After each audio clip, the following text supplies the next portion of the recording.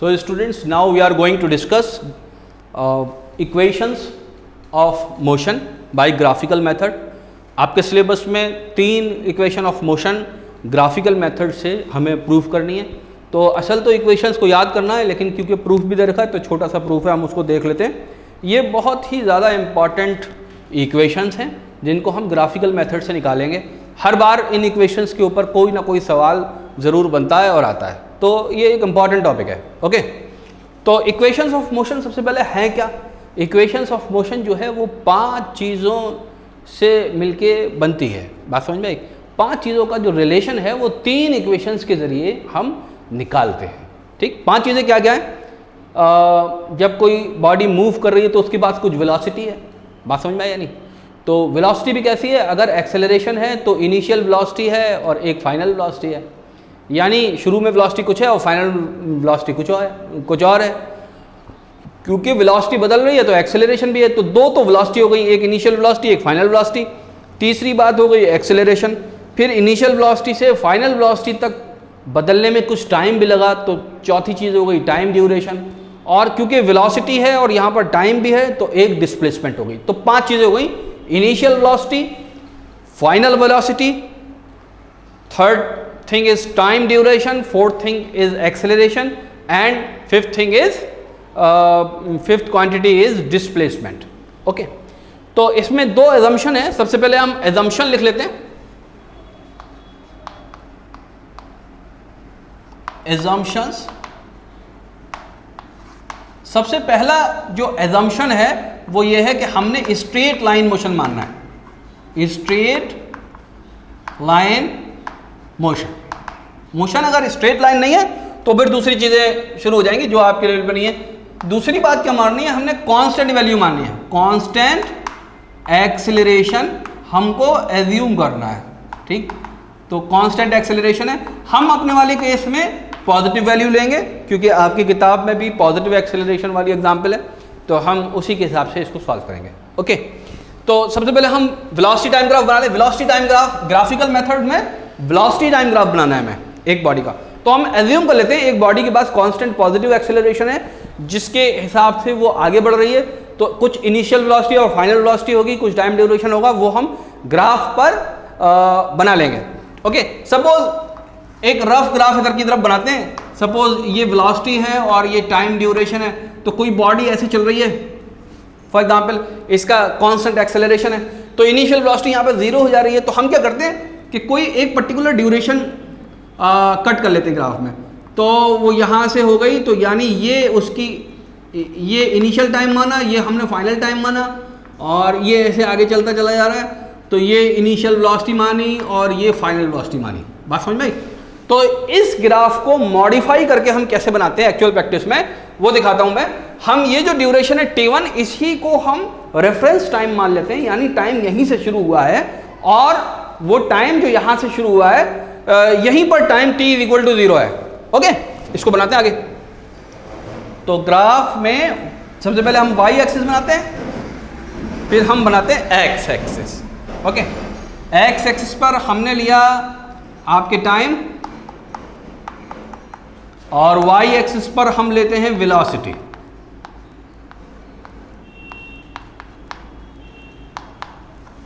Okay, velocity हो गई, time हो गया. अब यहां पर हम जो बनाते हैं कि ये वाला जो इंस्टेंट था इनिशियल वेलोसिटी, ये हम 0 पे ही बना देते हैं और ऐसा एक ग्राफ हमने बना दिया.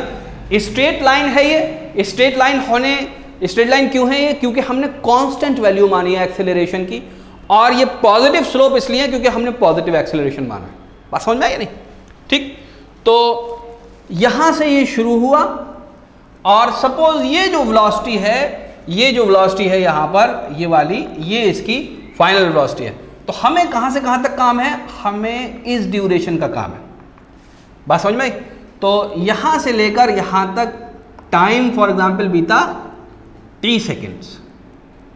ठीक, अब हम इस पे ये ग्राफ है तो इसको हम इसके डिफरेंट पॉइंट लिख लेते हैं. Suppose it is A, it is O, it is B and it is C. Okay, ये क्या है? ये बेसिकली इनिशियल वेलोसिटी है. बात समझ में आई या नहीं? तो यही बेसिकली OA किसके बराबर है, OA इनिशियल वेलोसिटी के बराबर है। अच्छा ये CB किसके बराबर है, ये फाइनल वेलोसिटी है, ये यहाँ पर V है। तो यानी यहाँ से लेकर और यहाँ तक की जो वैल्यू है वो किसके बराबर है, वो V के बराबर है, वो फाइनल वेलोसिटी की। वाई एक्सिस हमें किसके बारे में बता रहा है, वाई एक्सिस की जो डायमेंशंस हैं वो मीटर पर सेकंड में है, वो वेलोसिटी बता रही है। एक्स एक्सिस की जो डायमेंशंस हैं वो टाइम की हैं, वो हमें सेकंड्स बता रही है। ओके, सपोज ये हमने टाइम जो है ये सेकंड्स में लिया है और ये सपोज हमने मीटर पर सेकंड में लिया। ओके, अब इसके अंदर फंडामेंटल बात देखिए, इसका जो एरिया होगा, इस कर्व के अंदर जो एरिया होगा वो हमें डिस्प्लेसमेंट बताएगा। ये इंपॉर्टेंट बात है, ये हमने पिछले वाले लेक्चर के अंदर बात देखी थी कि ये डिस्प्लेसमेंट बताएगा।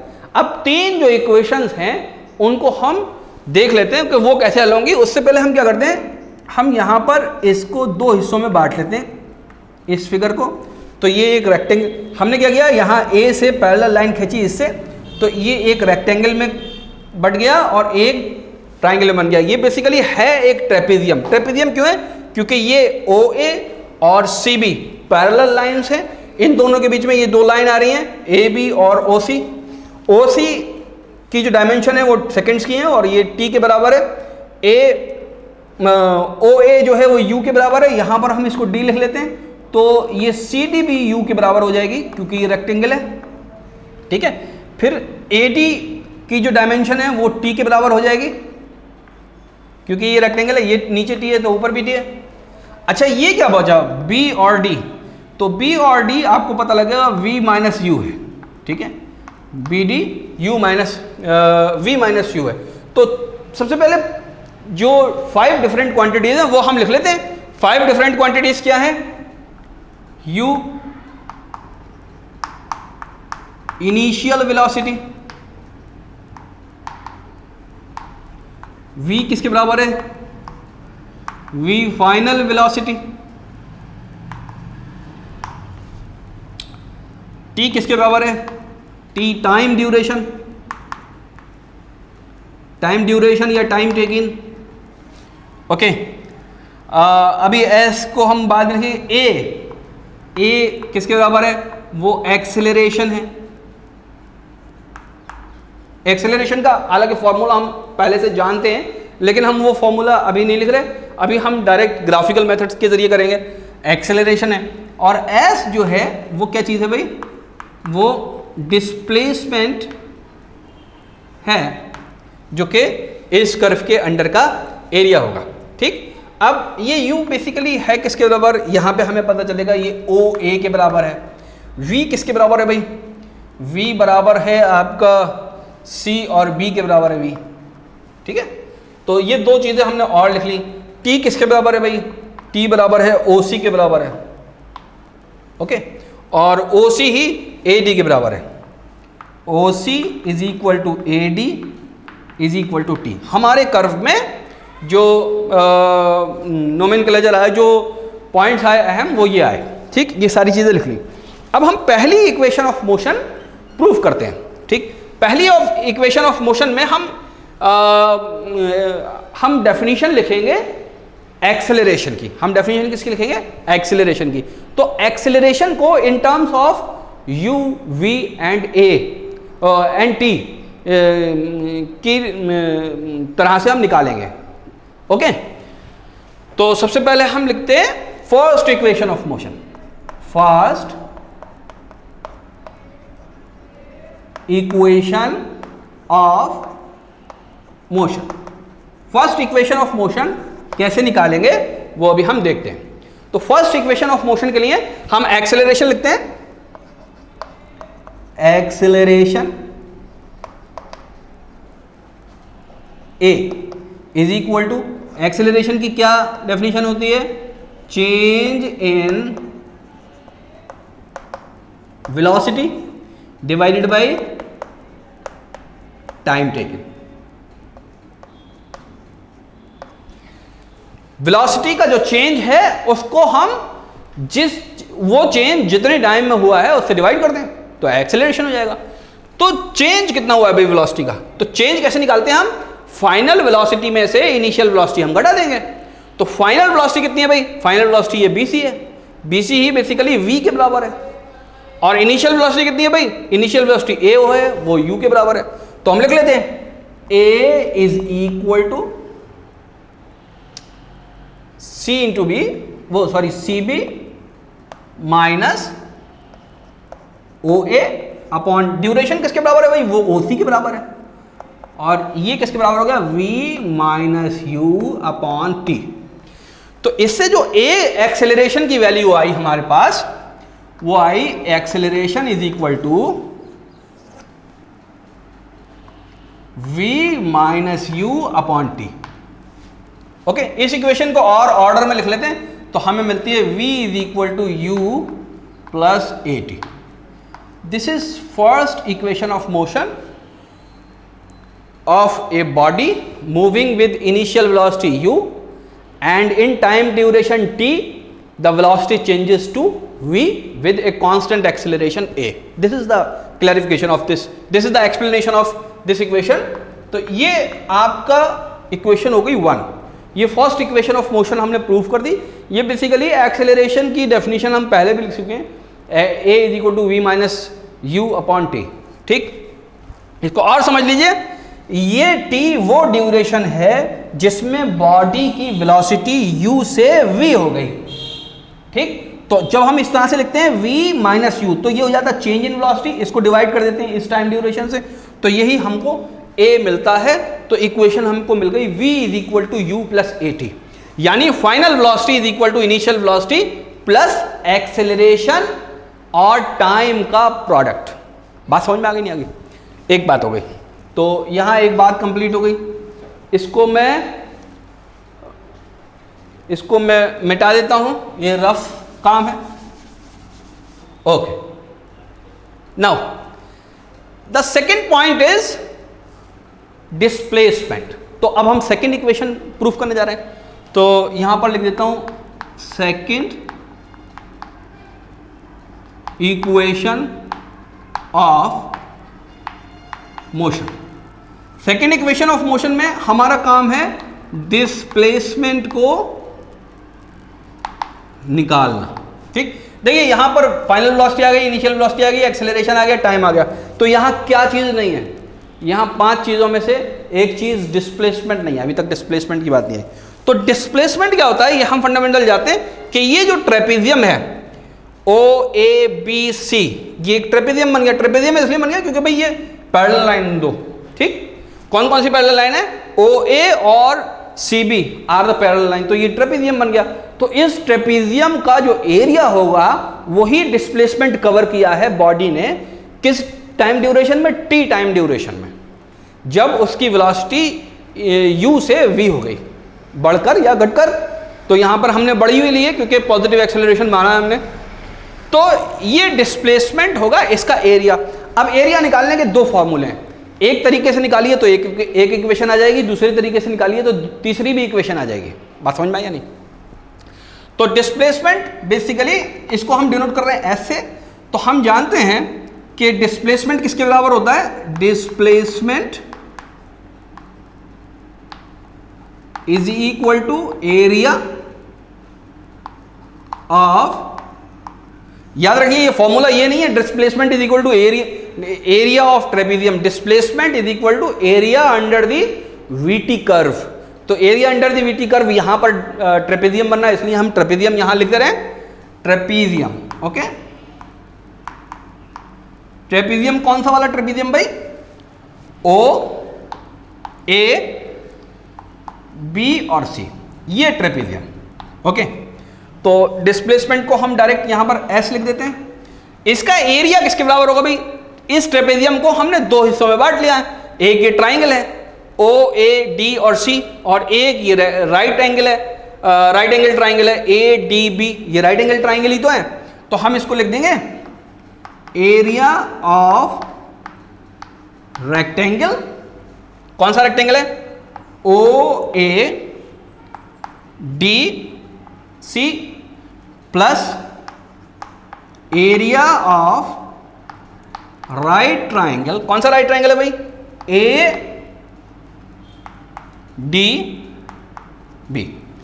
तो एरिया ऑफ रेक्टेंगल किसके बराबर हो जाएगा, S is equal to area of rectangle होगा O A into O C, O A into O C, this is area of rectangle. इसके अंदर प्लस करना है हमको एरिया ऑफ ट्राइंगल, तो एरिया ऑफ ट्राइंगल है ए डी बी का half, हम फार्मूला ये वाला लगा रहे हैं, बेस क्या चीज है भाई, ए डी, बेस किसके बराबर है, ए डी, और एल्टीट्यूड किसके बराबर है, एल्टीट्यूड बराबर है डी बी।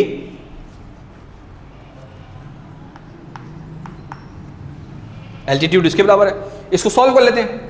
ओ ए को ही बेसिकली इनिशियल वेलोसिटी है, तो ये यू हो गया, और ओ सी जो है वो टी के बराबर है, तो ये टी हो गया प्लस हाफ, ठीक। ए डी किसके बराबर है, ए डी बेसिकली टी के बराबर है, ठीक। ए डी ओ सी के बराबर है, तो यही टी के बराबर हो गया, तो half into t into d b किसके बराबर है भाई, डी बी, तो डी बी हम पहले ही लिख चुके हैं, ये वी माइनस यू के बराबर है, तो वी माइनस यू लिखिए डायरेक्ट, या आप b c minus d c लिखिए, तो इसको हम वी माइनस यू लिख देते हैं, वी माइनस यू, ओके। अब ध्यान से देखिए, यहां से v माइनस यू निकालिए आप, v माइनस यू इक्वेशन 1 के जरिए निकालेंगे हम, तो हमें पता चलेगा कि v माइनस यू क्या होता है।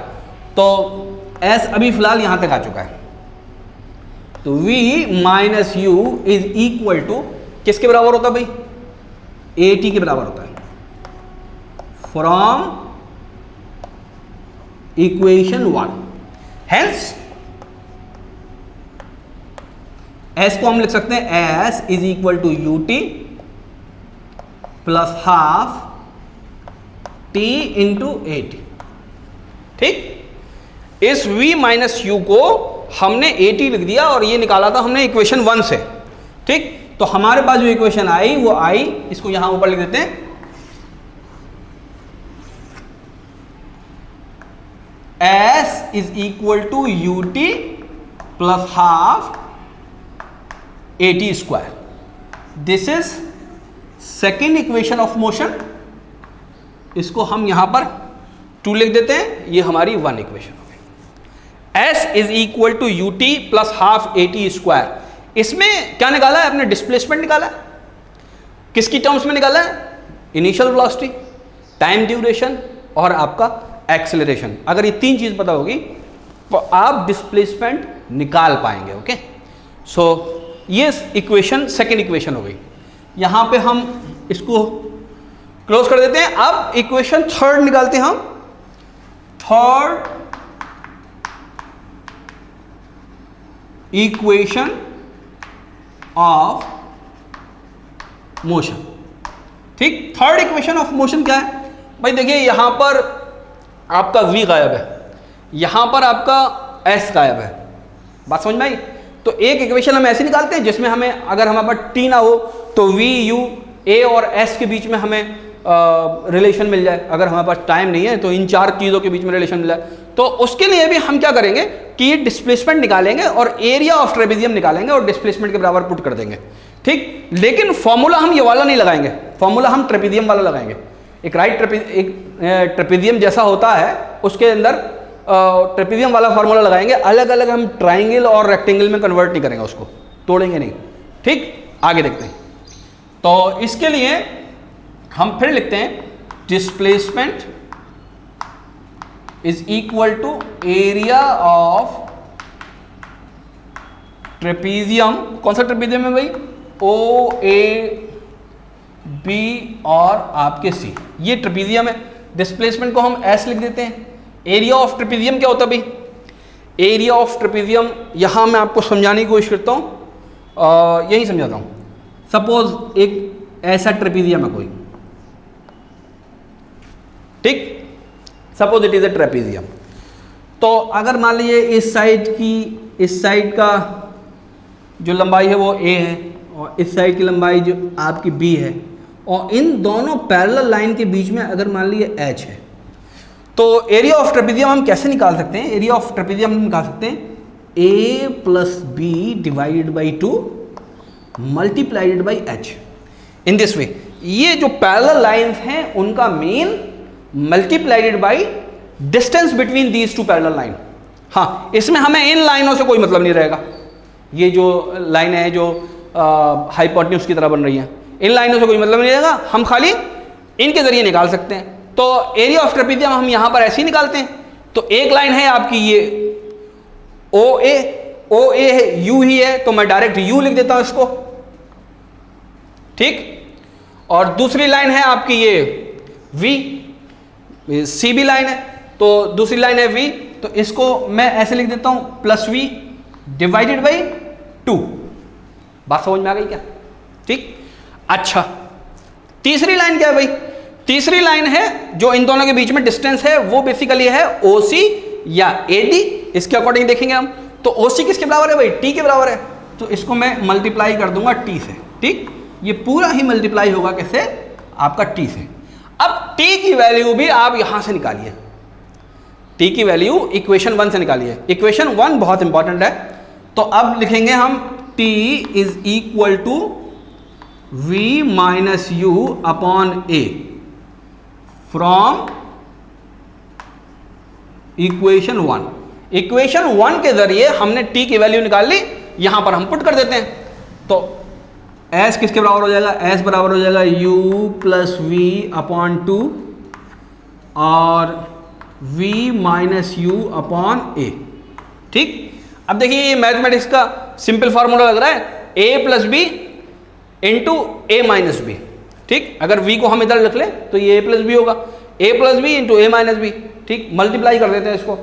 जब मल्टीप्लाई करेंगे तो आपको मिलेगा A square minus b square, ठीक। तो S is equal to v square minus u square, ऐसे हो जाएगा। नीचे 2 और A मल्टीप्लाई हो जाएंगे। बात समझ में आई? 2 और A को S से मल्टीप्लाई कर दिए, 2A, इसको इधर लिखते हैं 2AS is equal to v square minus u square. भैया ये इक्वेशन आपकी थर्ड इक्वेशन बन गई, ठीक। नीचे से इसको मिटा देता हूं मैं। 2AS is equal to v square minus u square, इसके अंदर टाइम नहीं है, ठीक है। ये इक्वेशन थर्ड। तो ये तीनों इक्वेशन ऑफ मोशन यूज होंगी, कांस्टेंट एक्सेलरेशन के लिए है, स्ट्रेट लाइन मोशन के लिए है। ये तीनों इक्वेशन क्या है? v is equal to you plus A t, s is equal to u t plus half a t square, 2AS is equal to v square minus u square. इनको तोड़ मोड़ के और भी कई मुख्तलिफ शक्लें हम बना देते हैं। बहरहाल ये इक्वेशन बिल्कुल काइनेमेटिक्स हम शुरू कर रहे हैं। मोशन, बेसिकली मोशन में हम इतनी चीज़ें पढ़ चुके हैं, ये सबसे ज़्यादा इंपॉर्टेंट चीज़ें इनको याद रखनी है। अगर कांस्टेंट एक्सेलरेशन है, स्ट्रेट लाइन मोशन है, ये तीनों इक्वेशन होल्ड करेंगी आपको, न सिर्फ 9th में बल्कि 11th एंट्रेंस में। उसके बाद आपको 11th क्लास में, फिर बाद में बीटेक करें, कुछ करेंगे, हमेशा ये इक्वेशन मोशन काम आएंगे। इनको याद कर लीजिए। इनको निकालने का तरीका ग्राफिकल मेथड था, ये एनालिटिकल मेथड भी होता है, वक्त रहेगा तो मैं वो भी बता दूंगा, ठीक। फिलहाल इनको आप नोट कर लीजिए, पेन डाउन कर लीजिए। Thank you.